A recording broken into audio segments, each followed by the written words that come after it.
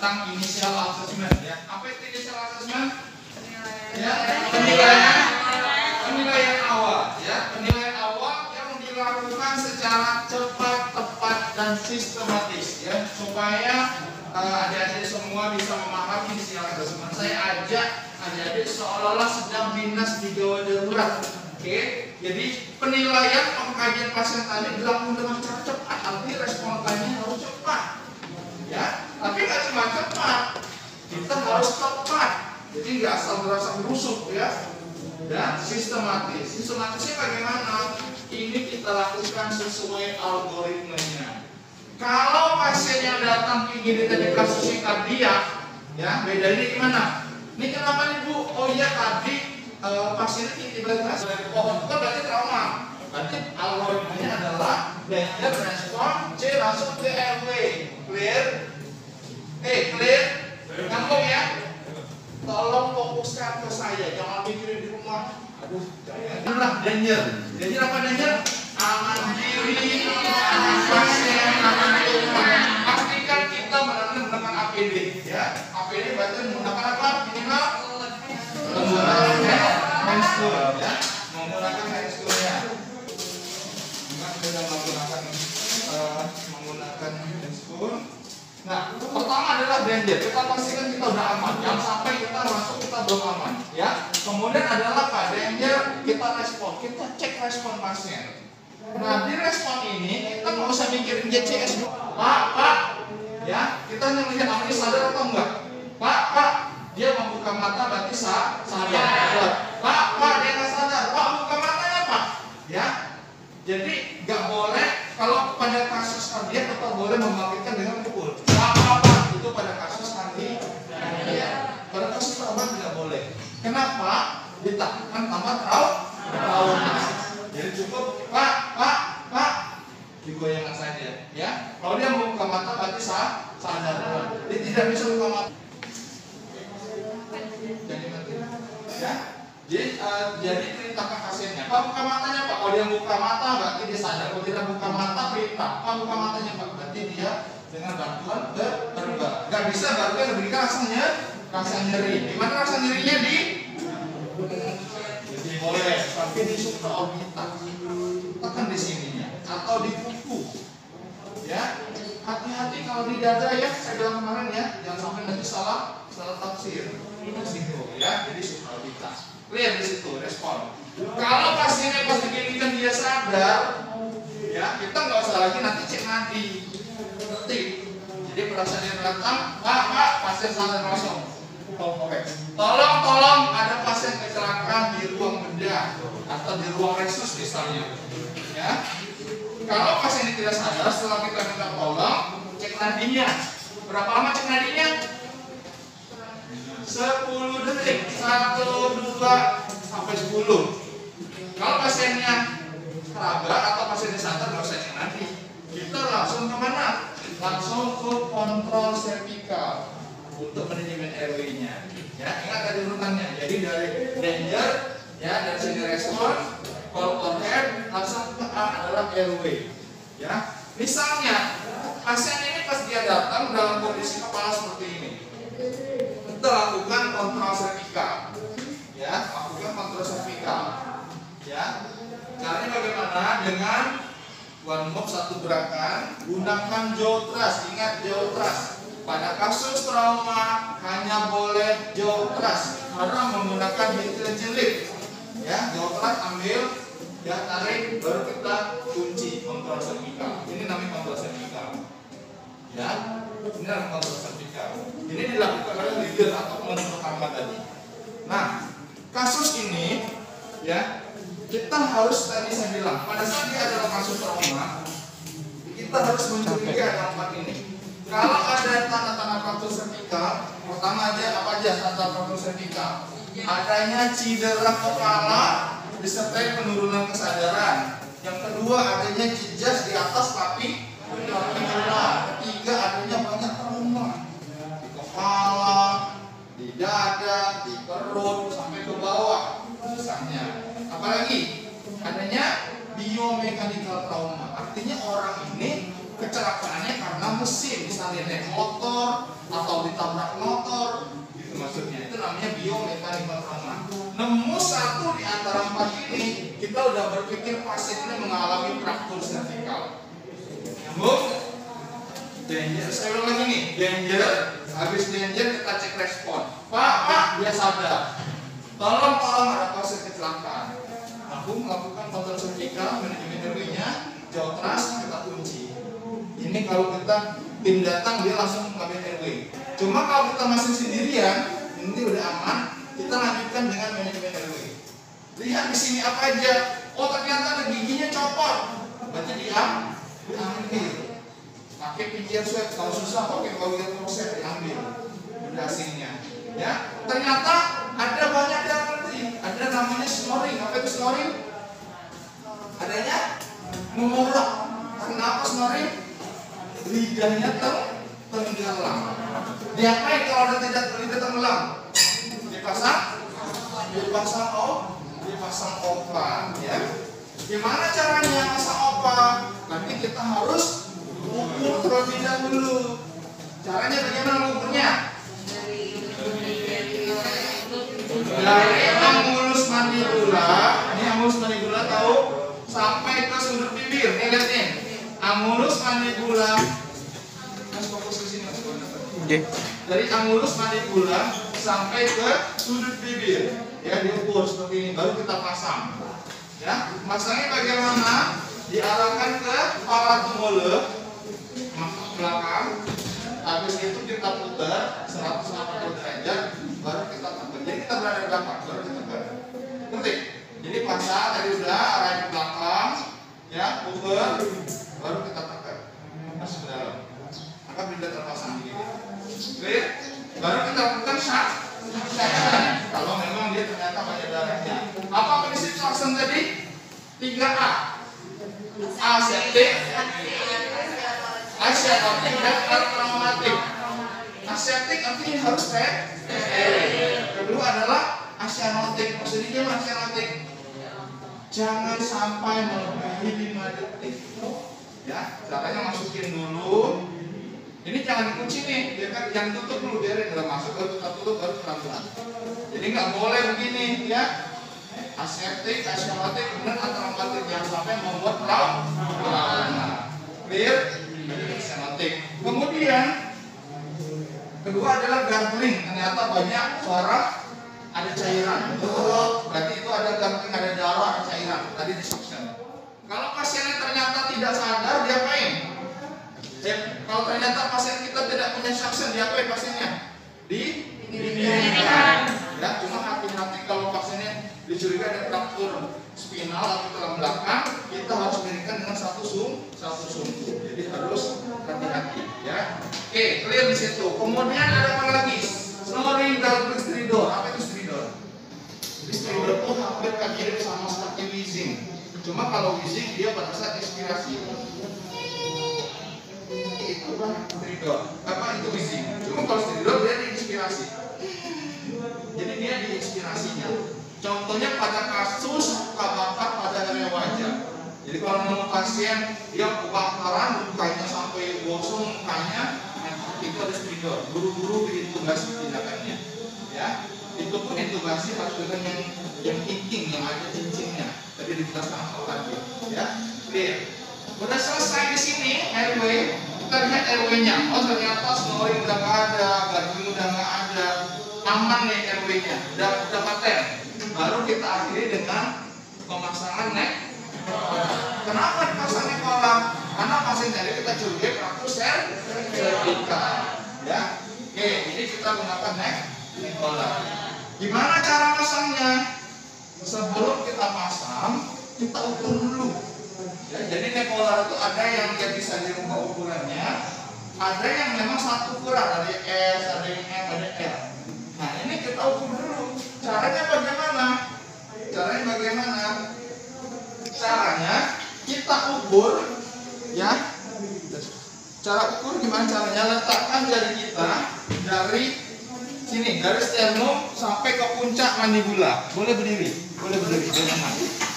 Ya, dari sini sampai ke puncak mandibula. Jadi dari sternum sampai ke puncak mandibula, atau dari clavicula sampai ke angulus mandibula. Jadi dari sternum ke puncak mandibula pindahkan ke sini, ya. Kemudian dari clavicula sampai ke angulus mandibula pindahkan ke sini. Ngerti? Kalau ternyata oh ini kegedean, kecilin. Ini bisa ditekan ya. Ya cuma ini kan udah rusak ya. Coba kalau ternyata dia kekecilan, gedein. Udah selesai. Nah ini posisi yang pertama menemu dia masih begini nih tangannya, ya. Kita akan pasang leg collarnya. Caranya bagaimana?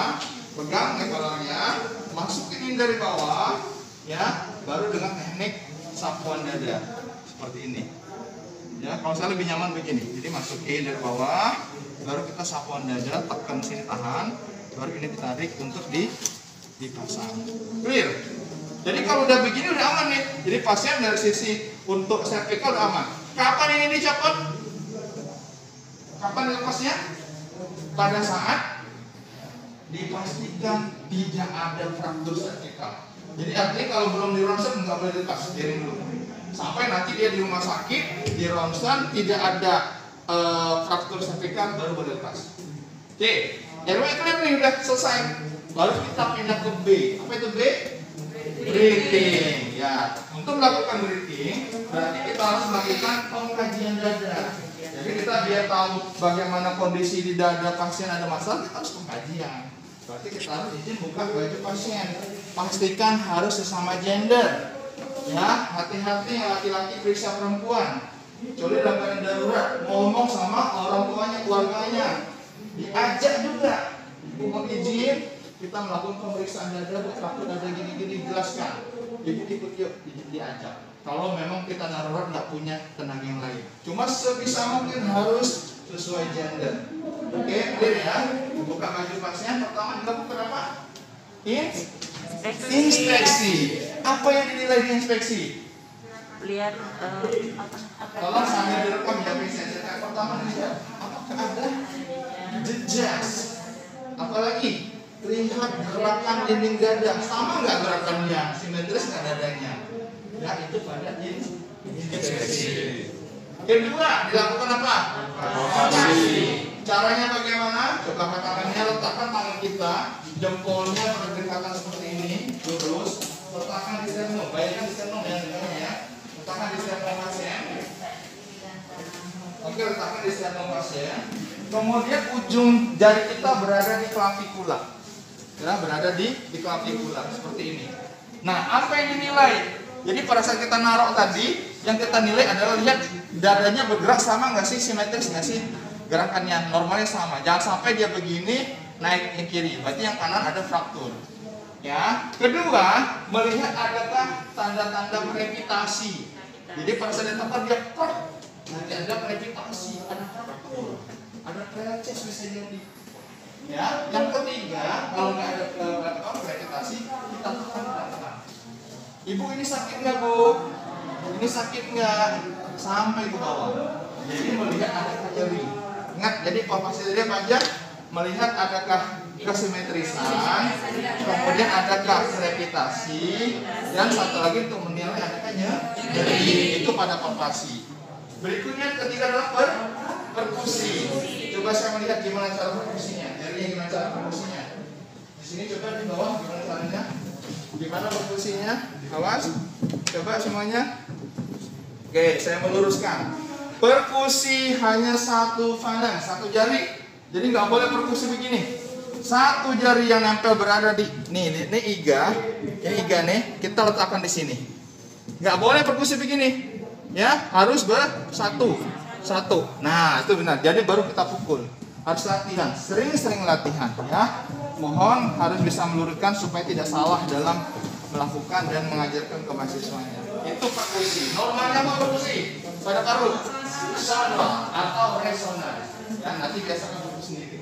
Ya. Kalau ternyata nanti dia suaranya menjadi hipersonor, lebih nyaring, berarti itu menggambarkan ada udara. Nanti kasusnya pneumoton. Kalau dia berubah menjadi peka, kayak kita perkusi di paha, namanya dullness. Ingat, dullness. Kalau dullness berarti apa? Peka, ada cairan di sadara. Nyambung ya, hipersonor udara, peka atau danas berarti cairan atau darah. Clear di sini. Baru kita auskultasi. Gimana cara auskultasinya? Oke, coba saya minta tolong aja gimana sih megang stetoskopnya? Megang stetoskop juga ada caranya. Walaupun cuma megang ini sama, cuma beda. Tetap megang stetoskop, gunakan dengan dua jari kita menjepit belnya. Iya, pelan-pelan. Karena kalau kita megang begini tekanannya beda. Kalau tekanan beda, suaranya juga beda. Clear? Itu ada ilmunya dan ada jurnalnya. Ya, jadi megang begini, pelan-pelan bandingkan kanan kiri. Pelan-pelan bandingkan kanan kiri. Gak boleh begini-begini. Harus bandingkan kanan kiri. Ya, normalnya apa normalnya? Suaranya normalnya vesikuler. Ya, normalnya vesikuler. Oke, sekarang kita akan masuk ke beberapa kasus. Ya, ada 5 kasus pada kasus terjadi pada kegawatan di dada, ya, di pneumotoraks. Satu adalah tension pneumotoraks. Tension pneumotoraks, ya, tadi yang saya gambarkan kemarin, apabila gambaran paru, ya, dia tidak ada luka, sehingga ada lubang pada dadanya. Mungkin dia nabrak stang motor, kena stang motornya, sehingga lubang di sebelah kanannya ada di jas. Nah, kita akan pastikan bahwa ini tidak ada tidak kita memastikan dengan tulisan fisiknya. Kalau ternyata perkusinya dia menjadi hipersonor dan auskultasinya dia menjadi meredup, berarti yakin itu adalah kasus tension pneumotoraks. Cuma kalau dia terbuka, berarti open. Misalnya pasien kecoblos pisau atau ketembak, berarti ada luka terbuka toh. Dan suaranya jadi hipersonor, berarti adalah open. Ingat aja kalau pneumotoraks tadi kan ada suaranya hipersonor, berarti darah. Membedakannya open sama tension, kalau dia terbuka berarti open. Kalau tidak terbuka berarti tension. Clear? Clear. Kalau dia hematotoraks atau hematotoraks, dia tidak ada terbuka, ya, umumnya begitu ya, tidak terbuka. Kita lihat pada saat perkusi dia bukan hipersonor, melainkan dia dullness. Dia dullness dan suaranya meredup, suara auskultasinya. Pada jantung dia normal. Berarti itu namanya kasus hematotoraks. Nah, sekarang satu-satu tadi tension pneumotoraks. Kalau tension pneumotoraks tindakannya apain? Dipasang needle torakosintesis. Sebut needle torakosintesis. Caranya bagaimana? Caranya kita ambil menggunakan dengan squid yang bisa sebesar 14-16. Misalnya tadi kasus tension pneumothoraxnya berada di dada kanan, ya. Jadi kita desinfektan dulu pada wilayah yang akan ditusuk. Ambil posisi letakkan di ICS kedua, ya. 1, 2, ya. Mid clavicula. Jadi nusuknya di ICS kedua, mid clavicula di area yang bermasalah tadi. Misalnya di sebelah kanan. Baru kita tusukkan. Nah, ini sebelum ditusukkan dikasih aquabides nih, kurang lebih dia 5 cc, 5 cc 2 cc kurang lebih. Ya, baru kita sambungkan. Ini ada aquabides ya. Baru kita tusukkan 90 derajat, ya. Patokan berhasilnya nanti dia akan jadi ada gelembung. Bayangkan tuh di sini kan ada udara mendorong, ada gelembung. Kalau udah ada gelembung berarti yakin masuk di pleura, baru kita cabut. Cus, dia seperti balon dipecahin. Baru kita fiksasi. Nyambung ya. Nah, ini hanyalah tindakan awal. Tetap dilanjutkan dengan chest tube, dengan WSD.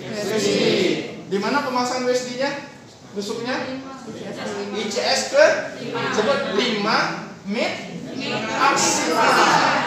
Axilla anterior. Axilla anterior.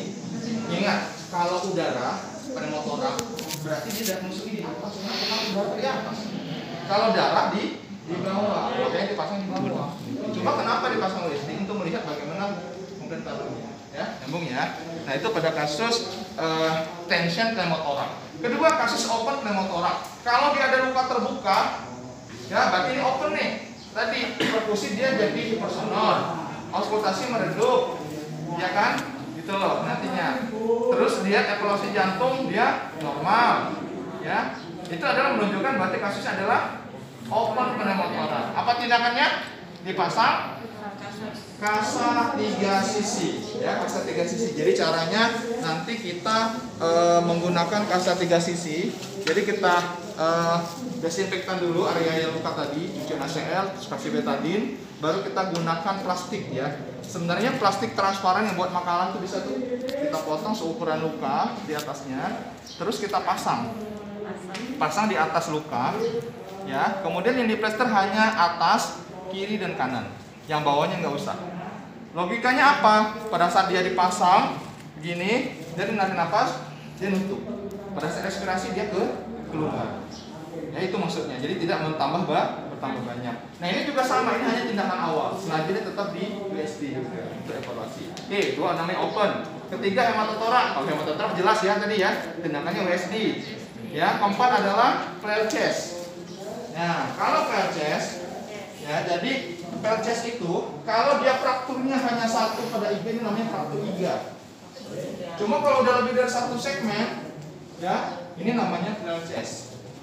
Ya, tadi pada saat kita lakukan palpasi dia ada krepitasi. Tindakannya apa tindakannya? Ya, kalau dulu flare chest itu dipakai plasteri gede. Ya, tapi itu tidak terlalu bermanfaat lagi. Jadi kalau ada kasus flare chest, kita kolaborasi pemberian morfin, pemberian analgetik karena nyeri sekali. Dan dipersiapkan hati-hati, pasien itu akan curiga mengalami ruptur pada kontusio paru. Bisa jadi nanti ada hematotorak juga. Jadi harus kita kolaborasi pemasang USD juga, ya. Dan terakhir adalah tamponade jantung. Nih, kalau tamponade jantung seperti yang Bapak jelaskan kemarin, ya, ini adalah kondisi jantung. Ya, kita tahu bahwa jantung itu mempunyai perikardium. Ya, ada yang visceralis, ada yang parietalis. Bayangkan kalau di sini dia benturan hebat kuat sehingga mungkin ada tulang yang patah dan tulang ini merobek wilayah perikardium sehingga ada pembuluh darah yang putus atau sobek sehingga berdarah. Sehingga banyak darah di sini numpuk. Lama-lama apa? Lama-lama jantung tadi yang mesti dia berkontraksi lama-lama nggak bisa berkontraksi karena banyak darah. Apa yang terjadi pada pasien kalau begitu? Kita akan melihat ya di perkusi sonor parunya, sini sonor, di auskultasi dia vesikuler, ini vesikuler. Namun di jantungnya pada saat kita perkusi dia menjadi lemes. Jelas dia banyak darah. Di auskultasi yang masih ada biji 1 biji 2 leduk dia tidak ada. Bahkan meredup bahkan tidak ada. Akaran teraba dingin, nadi lemah, tensi turun. Wah jelas itu adalah tamponade jantung. Apa tindakannya kemarin? Needle perikardio. Ingat kalau ngomongin tamponade jantung kan perikardium. Berarti needle perikardiosintesis. Kalau tadi adalah needle torakosintesis. Gitu ya, needle torakosintesis. Oke. Nyambung? Bisa ya? Oke. Nah, untuk tindakannya nanti saya kirim di video kemarin kan udah ada mungkin video dan yang melihat ya, dimana gambaran needle udah lihat videonya yang needle perikardiosintesis. Ya, jadi dia akan menusukkan jadi disinfektan di prosesus psikodeus ya, saya anggap saya sebelah sana. Ini kita tusukkan ke arah skapula. Kan jantung sebelah sini. Kita tusukkan ke arah skapula pelan-pelan. Ini kayak kita ngambil darah gitu ya, tusuk sampai dengan bantuan diarahin dengan monitor, dengan USG atau dengan echo melihat sampai nanti ketemu dia masuk ke perikardium dia keluar darah. Keluar darah berarti tinggal diambil. Intinya tuh si jantung supaya dia bisa bergerak lagi. Lihat di videonya ya supaya lebih mengerti ya, yang penting seperti itu. Dan ini merupakan tindakan kompetensi bedah. Ya, kita jangan sampai melakukan ini hanya kita tahu kritikal tingginya perawat ya. Oke, clear. Itu adalah kasus-kasus pada ini. Nah, kita lihat akhirnya bagaimana. Kalau breathing ini selesai, kita lihat pasien ini kalau dia bisa bernapas spontan. Napas spontan itu gimana? Dia biasanya napas spontan. Dia saturasi. Saturasi dia 95%, berarti kita berikan nasal. Cuma kalau dia kurang dari itu berikan sungkup. Bisa aja nanti sungkup non breathing. Itu kalau bernapas spontan. Nah kalau dia tidak bernapas spontan, pasiennya gimana? Dia diem. Berarti kita berikan apa? Bantuan dengan apa? BPM. Oke, tadi udah diajarkan kan? Berarti kalau dia tidak bernapas spontan dengan menggunakan bagging. Bagging setiap berapa diberikan berapa bagging? Diberikan 6 detik. Evaluasi setiap 2 menit. 1/1000. Terserah bahasa diajarkan sananya. 2 ini memudahkan saja ya. Memastikan bahwa 6 detik diberikannya. Evaluasi setiap 2 menit. clear breathingnya. Jadi maksud saya, jangan mikirin ada pasien datang, dia luka. Mas tolong mas ini luka. Jangan ngotak atik luka dulu. Jadi kan nggak bikin mati pasiennya. Yang kita utamakan ini dulu. RW-nya aman, breathingnya aman, baru ke C-nya. Ya, itu kalau kita sendiri ya. Kalau kita rame-rame tetap ada yang luka maksudnya. Jadi kita bicara dari sisi algoritme. Kalau lagi dinas sendiri bisa aja kan lagi sendiri. Yang satu mungkin lagi sholat, satu lagi izin kemana, tiba-tiba jaga sendiri. Itu dulu algoritmenya, atasin RW-nya, RW paten aman, breathing baru ke sini. Gitu loh. Jangan apa penghujung ke sini ternyata di situ banyak darah, meninggal pasiennya. Gitu. Nyambung ya? Oke, RW sudah, breathing sudah, baru ke C. Nah, pada sirkulasi ya. Pada sirkulasi ada dua hal yang kita lakukan. Pertama adalah kontrol perdarahan, yang kedua resusitasi cairan. Ingat, pada C itu ada dua, kontrol perdarahan dan resusitasi cairan. Ya, nanti foto aja boleh. Kontrol perdarahan bagaimana? Nah, kontrol perdarahan bila misalnya pasien ternyata ada luka di femur. Nih, di femur nih lukanya, perdarahan hebat. Kita jangan stewing di atasnya, yang diikat. Bisa terjadi nekrosis. Caranya cuci lukanya dengan NaCl. Kalau ternyata kita di luar rumah sakit, pakai air mineral juga nggak apa-apa. Cuci, ambil kasa tebal, kasih betadine, tekan pada wilayah luka. Baru kita fiksasi. Pakai elastis perban boleh, pakai kasa gulung boleh. Yang penting dari sini menekan. Ya, di atas luka, bukan maksudnya di atas posisi luka, bukan di ininya, di atas tepatnya. Jadi tidak membuat terjadi nekrosis. Oke, gitu ya. Nah, kalau ternyata dia fraktur terbuka disertai, berarti harus dipasang bidai. Apa prinsip bidai? Melewati 2 sendi. Jadi pas ini berarti melewati 2 sendi. Oke, itu berarti pertama adalah kontrol perdarahan. Yang kedua adalah dilakukan apa? Dilakukan resusitasi cairan. Ingat tadi pada sirkulasi itu 2 hal dilakukan. Kontrol perdarahan dan resusitasi cairan. Ya, jadi resusitasi cairannya kita apa? Berikan cairannya, lihat pasiennya. Kalau ternyata perdarahannya mencurigai lebih dari 1500 cc, berarti harus pasang 2 jalur. Kenapa harus 2 jalur? Yang satu diberikan buat kristaloid, aseling atau RL, yang satu lagi diberikan NaCl. Persiapan apa? Buat transfusi. Dan gunakan nomor-nomor besar, ya minimal 18. Ya, supaya tidak masalah dengan cairan. Udah diberikan cairan, udah di loading, ya 10 cc per kilogram berat badan. Ya, misalnya berat badan 50, kita boleh loading 500. Lihat di situ nantinya. Ya, ternyata udah diberikan cairan, tensi masih rendah. Apa? Kita kolaborasi pemberian inotropik. Pemberian apa? Dopamin, doputamin, ya itu pemberian obatnya. Itu pada C. Nyambung di C. Tetap bayangkan urutan tadi ya. C. Berikutnya adalah D. Apa D? Disability. Ada berapa yang kita nilai di situ? Ada 3. GCS, kekuatan otot, dan pupil.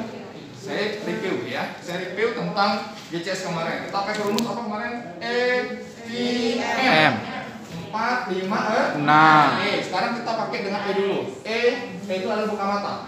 Tertinggi berapa? 4. Pak, buka mata. Berarti 4. Ya, jadi jangan sampai orang yang masih tertidur kita bukan dengan 4, belum tentu. Pak, buka mata. Berarti 4. Ya, kalau bisa Pak, buka matanya Pak. Udah kita bilang buka matanya Pak, baru dia membuka, berarti baru di 3. Ada perintah dari kita. Pak, buka matanya Pak, nggak buka mata. Berikan rasanya nyeri. Diberikan nyeri, dia buka mata baru 2. Itu tidak ada respon. Jangan berbarengan Pak, buka matanya Pak. Bingung nilainya. Clear di sini? Bayangin tangan. Jadi kalau belajar itu nggak usah hafal, bayangkan terus.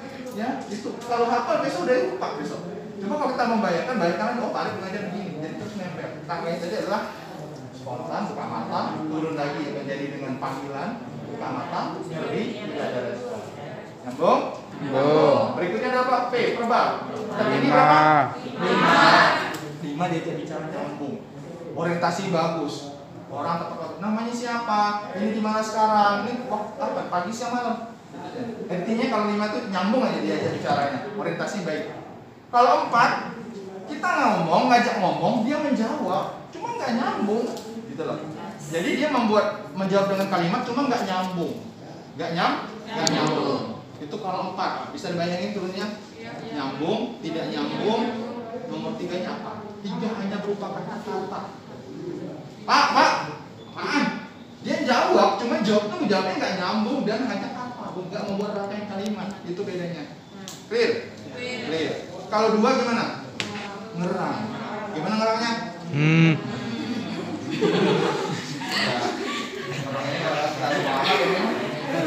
Ngerang. Itu hasil 2. 1 tidak ada respon. Hafalin tanggalnya tadi urutannya. 5, 4, 3, 2, 1. Clear.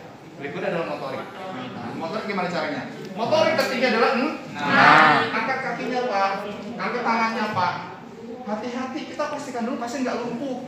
Yang sampai kita nyuruh ternyata pasiennya lumpuh, nggak bisa juga. Jadi harus tetap menilai. Dipastikan dulu ya. Itu 6. Kalau dia bisa ngikutin perintah berarti 6. Nah dari nilai 5 berikan rangsang nyeri.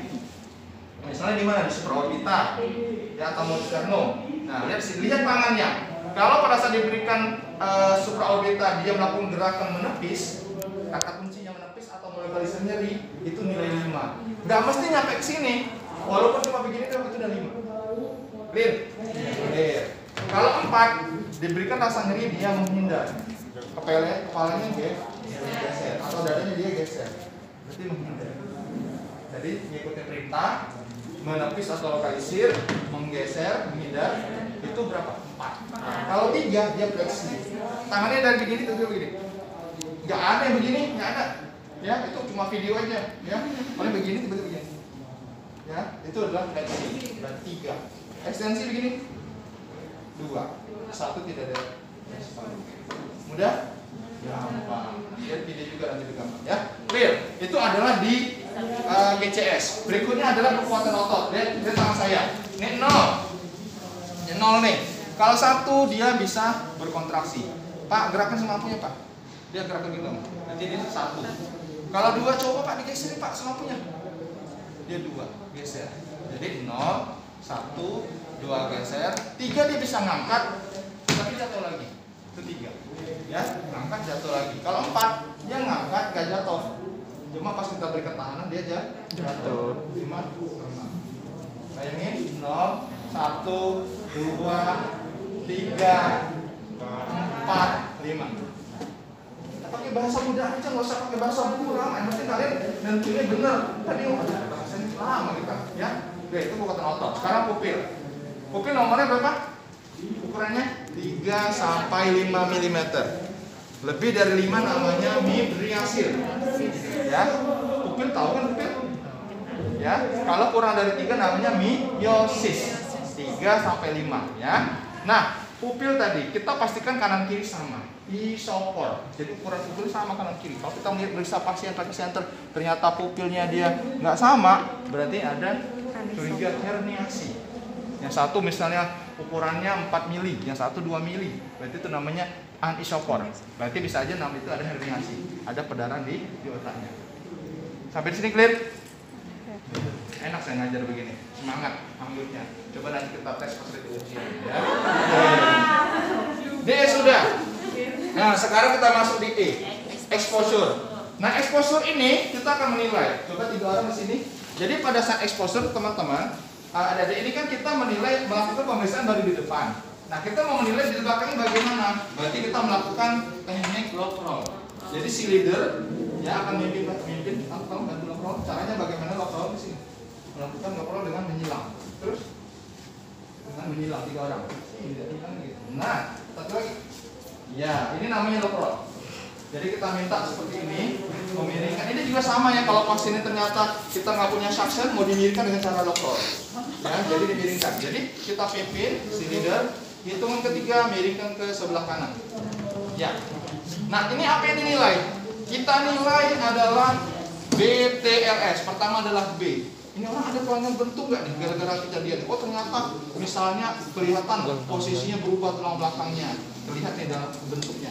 B. Kemudian T, banyak trauma. Ya, ada trauma. Kemudian L, ternyata ada luka, banyak luka yang nggak kelihatan. Ternyata bukan cuma di atas, di bawah juga ada luka.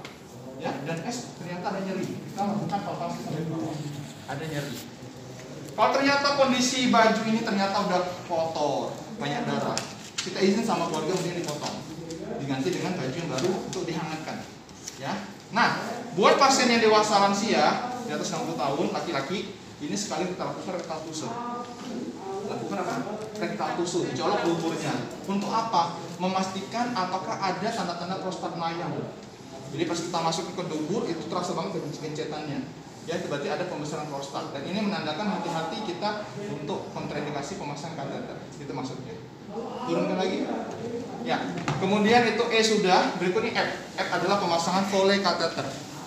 Foley kateter dipasang. Untuk apa pemasangan Foley kateter? Ya, jadi kita pasang Foley kateter buat apa? Untuk memastikan apakah ada tanda-tanda trauma pada buli-buli. Ingat kalau kita ngomongin inisial, kita tujuan itu, ya. Tapi tidak semua kasus trauma dipasang kateter dulu. Misalnya pasiennya ternyata apa? Oh, dia kebentur pada wilayah buli-buli. Ya, kita pastikan dengan kateter. Kalau ternyata pas pasang kateter keluar merah, wah, berarti ada trauma buli-buli. Begitu juga NGT, ya. NGT tujuannya apa? Memastikan ini orang kan dipasang sampai ke gaster, ya, memastikan apakah ada trauma sampai ke saluran cerna, ke gasternya. Kalau keluar hitam, berarti ada pendarahan juga. Nanti akan dikaji lebih lanjut di abdomennya, ya. F, G sudah, habis itu H. Apa itu H? H adalah heart monitor. Pasien ini yang sudah tadi kita lakukan, kita sambungkan ke monitor. Lihat tensinya bagaimana, lihat nadinya, lihat saturasinya, ya. Kalau ternyata dia menurun lagi kondisinya, kita balik lagi ke atas lagi, ke RW lagi. Ya, inilah yang disebut dengan primary survey. Ya, jadi primary survey itu dari danger tadi sampai ke H ini kita buat. Ya, kalau ternyata dia penurunan lagi, naik lagi ke RW lagi. Udah selesai, baru kita masuk ke sekunder. Ya, sekundernya apa? Kita melakukan pengkajian ke pasiennya. Kalau pasiennya sadar, kalau pasiennya tidak sadar, kita tanya keluarga. Sampel, S-nya apa? Tanya simptomnya. Tadi kenapa? Penyebabnya apa? Oh, tadi saya ngantuk. Tahu kan penyebabnya S. Kemudian A, ada alerginya selama ini. Alergi obat ada nggak? Alergi makanan? Kita kaji apa alerginya. M, ada minum obat nggak selama ini? Minum obat apa? Obat rutin medikasinya, ya kan? Atau riwayat penggunaan obat. M. Kemudian P, apa P? Adakah riwayat penyakit sebelumnya? Ya. Ada riwayat apa? Penyakit hipertensi nggak? Kencing manis nggak? Kita kaji. Kemudian L, tes orangnya makan terakhirnya. Tadi makan terakhirnya apa? Ya, dan satu lagi apa? Adalah E, itu adalah event atau lingkungan. Tadi kenapa? Oh, itu jalannya licin, di aspalnya licin. Nah, itu kan berarti kita tahu penyebabnya tadi. Di situ juga kita mengkaji seberapa berat kondisi traumanya seperti itu. Ya, oke. Baik, sampai di sini ada yang ingin ditanyakan?